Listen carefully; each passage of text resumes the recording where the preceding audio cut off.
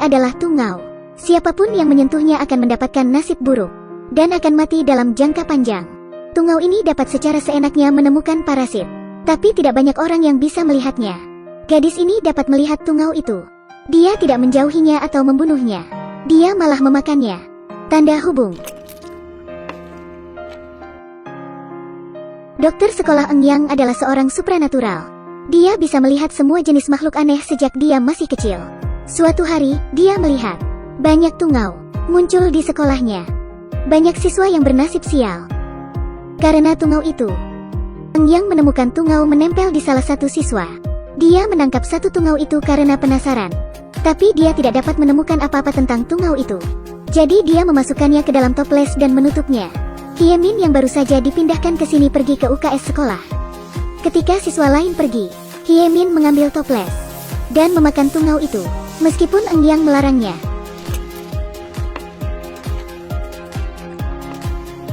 Hyemin memberitahu Eng Yang, orang normal tidak bisa menyingkirkan tungau.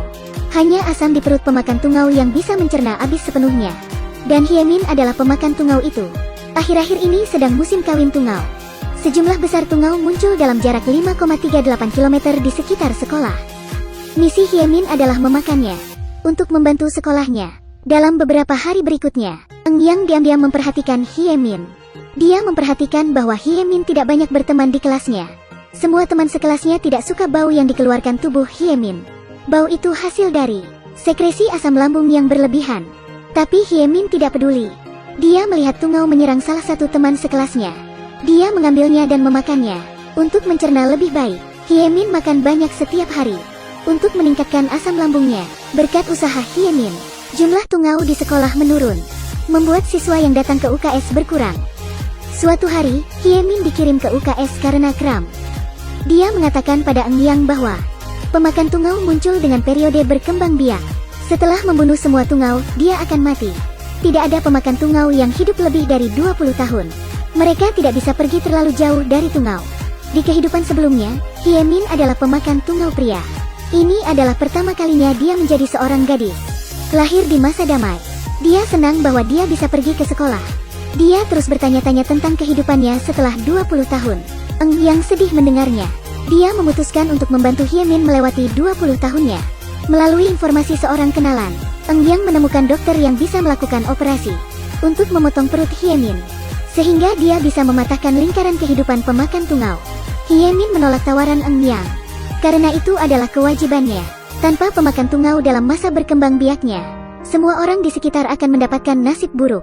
Setiap hari, Eng Yang akan membawa toples kosong bersamanya dan berkeliling sekolah untuk menangkap tungau.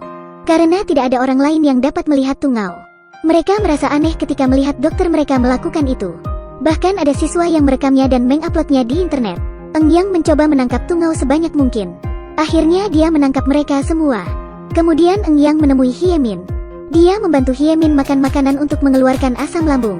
Saat dia memakan tungau di toples, begitu dia makan semua tungau, Hyemin dibawa ke ruang operasi. Dokter memotong perutnya. Perut pemakan tungau adalah monster kecil dengan gigi dan cakar. Tubuhnya terukir kata, "Selamatkan dunia." Ini adalah misi pemakan tungau untuk menyelamatkan dunia. Setelah meninggalkan rumah sakit, dengan sengaja Eng Yang membawa Hyemin keluar dari perbatasan 5,38 km. Hyemin akhirnya bisa hidup normal. Film berakhir di sini. Pemakan tungau hidup untuk membantu orang lain. Ini adalah satu-satunya alasan mereka untuk hidup. Jadi bisakah Hyemin akhirnya hidup melewati usia 20 tahun? Saya tidak berpikir itu penting lagi. Karena Hyewon tidak menyesal dalam hidup ini. Saat dia memutuskan untuk hidup untuk dirinya sendiri sekarang. Itu saja untuk hari ini. Silahkan like dan tinggalkan komentar. Sampai jumpa lagi.